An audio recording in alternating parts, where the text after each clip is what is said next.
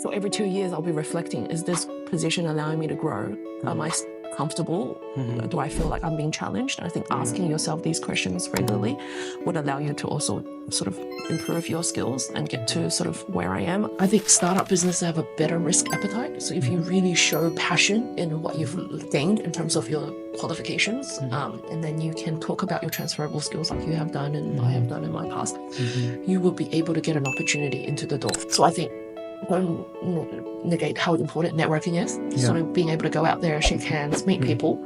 60% of jobs come from referrals and word of mouth. It's not all just through job ads.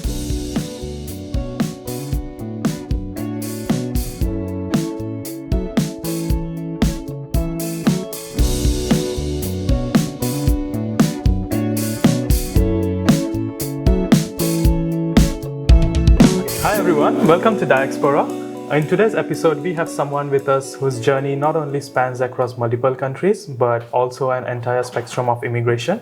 In this episode, we will be talking about the highs and lows of the immigration sector, the challenges of leadership, and the political landscape, and why immigration is not just about policy, it's about people, impact, and their stories. So please welcome. Thank you. Thanks, Emily. Thanks for coming on to the podcast. Thank you, Siobhan, for having me.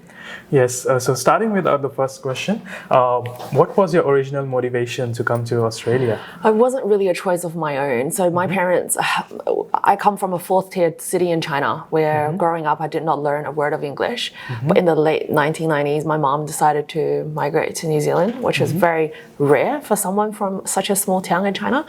But anyway, she left, went to New Zealand for about 3 years, and then my dad and I migrated to New Zealand in the year, I think, 2000. So I was 11, no English whatsoever, landed in Auckland, started school straight away, couldn't make any friends. I was devastated because I'm super extroverted.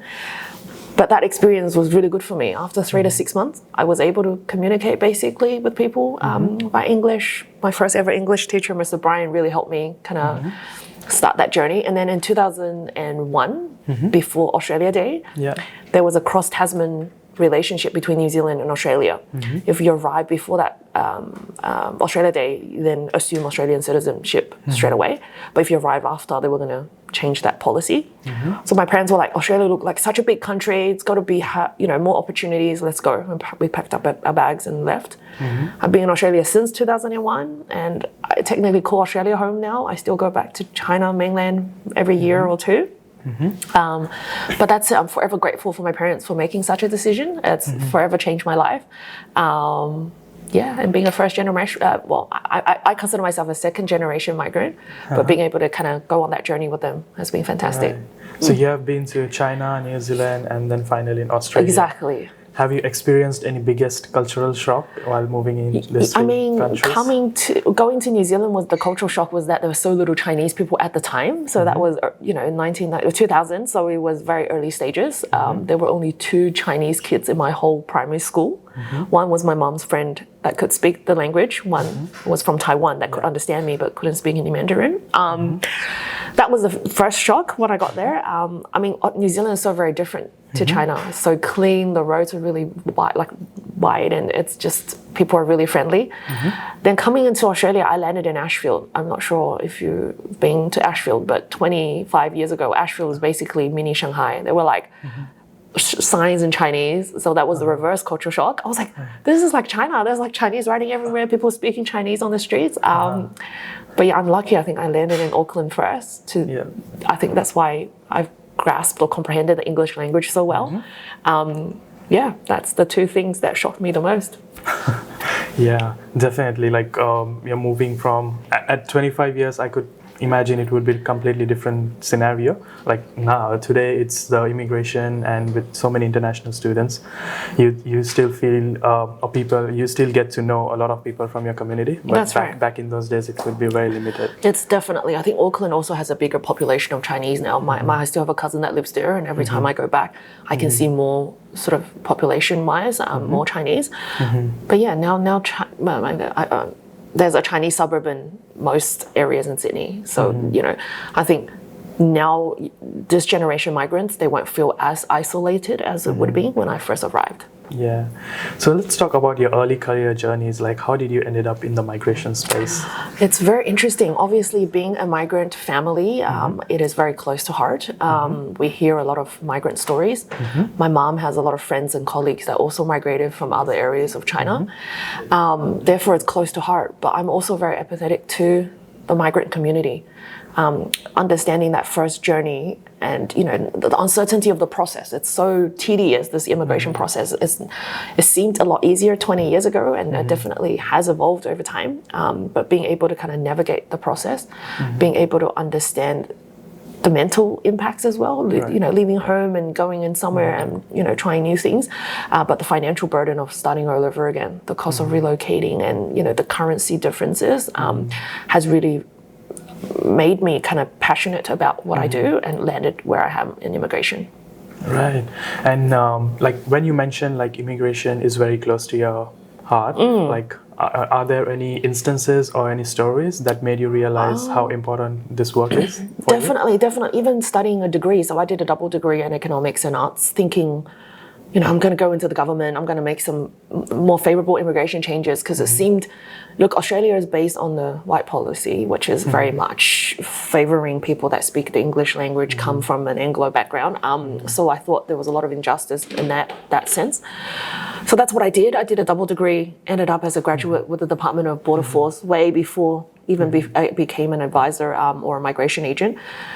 But when I got to the government, my dreams were shattered quite quickly. I thought I was going to go into policy, do changes, but it was just basically doing the same thing 200 times a day. It was very much tall poppy syndrome. It's like, Emily, sit down. Emily, be quiet. Emily, we don't want to hear from you as yet, because, with all government, you kind of got to race through the ranks, and coming in as a graduate at the APS 4 level was nowhere near influential enough. Then, coming out of the government, I realized I still have a passion. So that's why I further retrained. I think one story that really touched me was, I think soon I became an advisor. I was able to then help family and friends navigate the space, being able to kind of explain to them what the government is actually looking for behind the questions. I think there's not one particular scenario, but I've helped many of people in my circle to kind of navigate their immigration space, whether that's helping they either bring their kids or their partner. And I think it's being able to reunite family that has really touched me in a way that makes me want to do this every day. That's interesting. And like you started as a client service, and then you navigated into your career into migration. Yes. So can you tell us more about the journey? Definitely. I mean, I've always worked since I was legally able to at 14 and 9 months in Australia. I started up in doing, fast food, and then there was retail sales, and then a bit of customer service. I find all these skills are transferable skills. Being able to listen to people is key in doing what I do daily. When I say listen, is actively listening. It's kind of sitting down, giving them 100% the focus, and hearing the story behind what they're trying to communicate. I think people often negate, retail jobs or, customer service or, call center jobs. I think you don't negate any of your experience whatsoever. You hone on these transferable skills. So that would help because day to day, I now have to listen to my clients, whether that's a business telling me what their needs are or a migrant telling me what their struggles are, and then helping them navigate and be their strategic advisor along the way. Yeah, I could completely relate to that, because like every job that you do, they have some kind of transferable skills. Like initially I started with customer service, working in restaurants.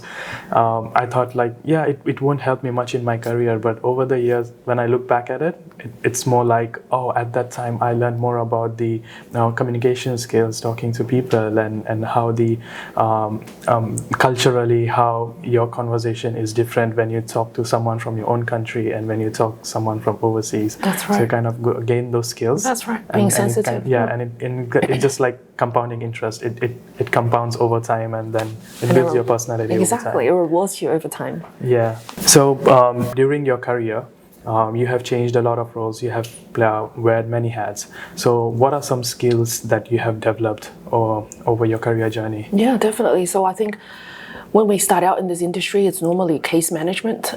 So yes, one part is about client service. It's about being able to pick up the phone and having conversations, whether they're easy conversations or difficult conversations. But it's also about being able to prioritize your workload and have the ability to be able to sort of manage case well. I think the other thing is transitioning into leadership. I think working cases from start to finish is definitely one of the best parts of the job, because you kind of go on this journey with the client. It's quite personal. But as you sort of always sort of do your best, look at ways to improve, the processes within the work, look at opportunities to grow the business, look at fostering those strong relationships and leading a team and help develop their skills, is going to fundamentally help you build your own career. And that's how I paved my own path in immigration. I've always been able to kind of step up into roles or just take on additional responsibilities, not feeling like I'm burdened to do it. It's more, I'm really excited about this new opportunity. What does that mean for the business? What does it mean for me? I think are the key things that people need to reflect. I think it's not just working. I used to change jobs every 2 years. I was kind of like one of them Gen Zs before Gen Z. Well, I'm a millennial, but like I was kind of at the tail of that trend. So every 2 years I'll be reflecting, is this position allowing me to grow? Am I comfortable? Do I feel like I'm being challenged? I think asking yourself these questions regularly would allow you to also sort of improve your skills and get to sort of where I am. Wow, that's good.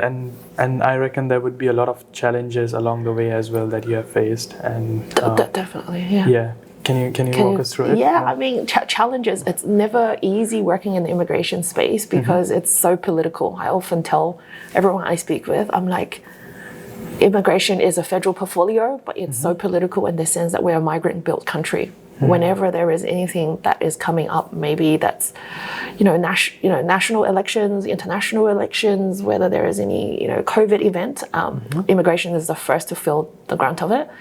I think COVID would have been the biggest challenge for a lot working in my area, because overnight there was a wild countrywide lockdown. What does that mean with people who have visas expiring in a week? Are they allowed to leave? Are they not allowed to leave? What about people that are stuck outside of Australia? Well, we're planning to get a visa. Are they able to come in now? So I think being able to kind of navigate the changes quickly and being able to adapt to the government. So, I mean, kudos to the federal government during COVID and even after COVID recovery. They really tried to keep the migration advice industry and the border community well informed. They didn't take months to write new laws. They were able to update things via legislative instruments quite quickly and update their websites to kind of reflect the most important news. I think the biggest challenge was helping people navigate what was coming out of the media. During COVID or even after COVID recovery, there was a lot in the media. People would get caught up in the headlines. And yes, a catchy headline is going to get people's attention, but I often remind clients of mine to go through the fluff or what's happening, really delve down into the policy, and that's where my role comes in, being their strategic advisor, to say, here is the basis of the law, here is what the government would allow you to do, therefore these are the steps that we'll take to ensure that we get the desired outcome. But yeah, there were loads. I remember one very clearly, was trying to get a very senior manager into the Snowy Hydro project back into Australia, because they were out visiting family and then they were caught outside of Australia. At the time, everyone needed a travel exemption to be approved by the federal government before they could travel. And yes, trying to navigate, presenting the best case for the business, presenting it to the government, saying, this one person, they were like, okay, could cause a COVID event. We said, look, they'll do the isolation in the hotels and whatnot. Was finally able to get this person in so that the project was not impacted majorly in that sense. Immigration is still very sensitive to government changes and policies. That's right. And people working in it, I reckon they must have to be very up to date. With this policy. So speaking of that, can we talk about the trends, like what you see in your regular work? Sure. Like are offshore candidates getting in more invites than the onshore candidates in the tech fields? So the Australian government obviously have these levers they can pull to try to help do what they think is best for the country. So what you're referring to earlier with the sort of invitations offshore, onshore, it's really much targeted to the general skill migration program, which is the 189, 190 program. The 189 is directly with the federal government, which is with the Department of Home Affairs, where you're ranked against points, and first come best dress. The more points you can get, the higher chances of you being invited. And then there's also the state government, which each have their allotted numbers. So Victoria's already used up their numbers for this financial year, which was very early. They closed their program down at the end of April. So they have May, June, 2 months where nothing is going to happen. Anyone that's in the pool for a potential Victorian state government 190 invitation will not be receiving an invitation. I think New South Wales is very close to closing their program as well. Western Australia is the only state that kind of sort of steps out the bounds. They kind of be like, we got 5,000, we're going to issue more invites. Because people might drop off and they don't apply, but we want to use all our 5,000 this year, so we get more next year, which is causing a bit of issues for other states. What we're seeing is that New South Wales is very targeted. They invite people that are outside of Australia at certain points over the candidates that are in Australia. The state governments don't give a lot of justification. Every time we ask them, and they would say things like, it's based on the need of the state. For the industry bodies that work within the state, that consult with the state government. So we obviously have seen a large amount of invitations for the education and the healthcare space. They're the two top priorities for the federal government right now. But we're also seeing a lot of people in construction that are getting invitations. So that's your carpenters, your bricklayers for New South Wales. What surprises me most is that there was 2 rounds, I think, that were targeted only for overseas for the 189 this year. And that is very interesting because you would consider, originally the Australian government told us they didn't want people to have PR options without the support of an employer. So in the right thinking, you would want to hire people or invite people that are in Australia already working, but that rationale didn't prevail for those invites. But the bread and butter at TechVisa mainly is the employer sponsor program. So because the independent pathway towards PR is so difficult, most people are now taking short-term concession, long-term gain, is by getting a job offer with an Australian employer and then being nominated to come out on a visa. If you say, with our caseload, I think it's 50-50. We get 50% of our caseload of clients coming from overseas, and the rest are in Australia. So it could be your graduates, your working holiday visas that are transitioning into the employer program. And when you say Australian government is favoring more for the construction industry, like it's more for the onshore candidates that they are favoring. Onshore and offshore. We've also had offshore people invited in construction, so your bricklayers and your carpenters. That's mainly trained out of Ireland or the UK, which seems contrary, but I think it's because to battle the housing crisis that we have to get as many people on tools as possible. And in the tech industry, the people generally who are coming in onshore, what sort of trend do you see in which industry like Australia is currently so how Australia works in terms of talent sourcing is where the funding is in terms of venture capitalists. So with TechVisa, we work with a lot of early startup career startups, scale-ups and well-established businesses. But sort of in the scale-up and the startup industry, 5-6 years ago, it was very much technology based, so SaaS products, your B2B and B2C, you develop a technology, it's an app or it's a platform, and then people then invest money, and that's where all the engineering and developers were hired to come in and solve that problem.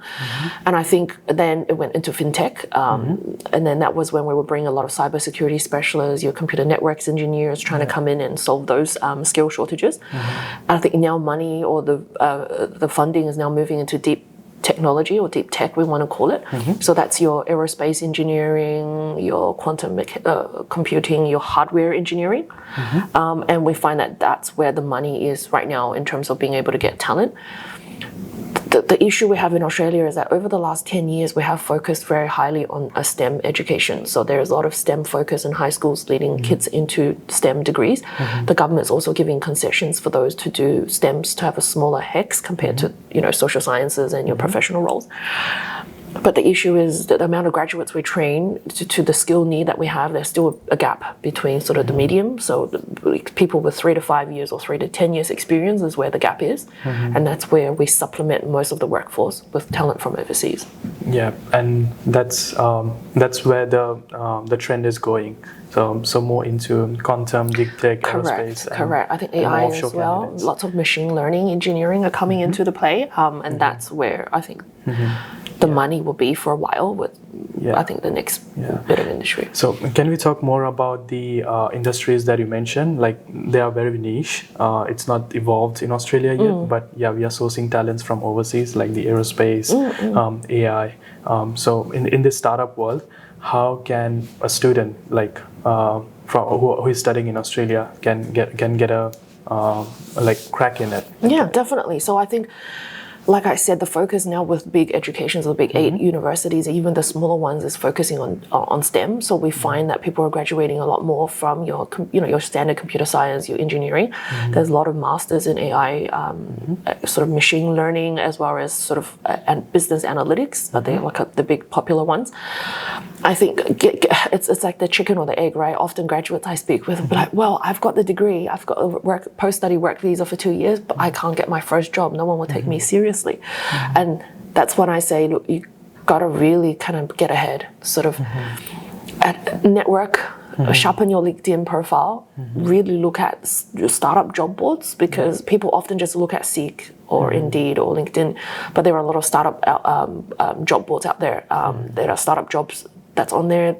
Venture capitalist businesses also advertise on their website for their portfolio of companies that they're supporting. And I think startup businesses have a better risk appetite. So if you really show passion in what you've gained in terms of your qualifications, and then you can talk about your transferable skills like you have done and I have done in my past, you will be able to get an opportunity into the door.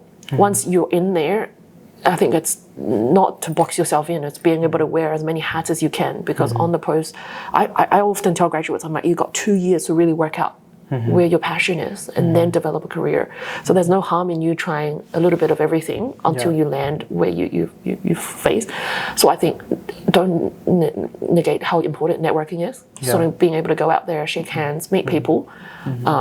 60% of jobs come from referrals and word of mouth. It's not all just through job ads. And then I often also tell people that, you've got to be really strategic with your job applications. Yes, you might have applied for 10, 12, 15 roles.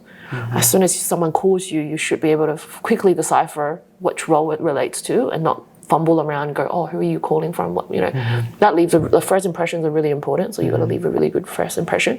There's no harm in, getting their full name, asking where they're calling from, and say, I'm in the middle of something. Can I call you back at a later time when I'm ready? And then, do the research and speak to the business about who they're looking for. And I think that's the only way to be able to kind of stand out from the rest of the pack. Right. Yeah. That's really a good advice. Like, like since people do apply for a lot of jobs, and sometimes they don't really know from which job they have applied for. That's right. And then when the recruiter calls, they are all baffled. Like, oh yeah, I did. I don't remember. Yeah, something. It kind of creates a bad impression. Exactly right. But yeah, really up in their game or navigating the conversation in a way like the other person on the call, he doesn't realize this, or you don't know about the job, but in the conversation you find it out. That's right. That's it. Yeah.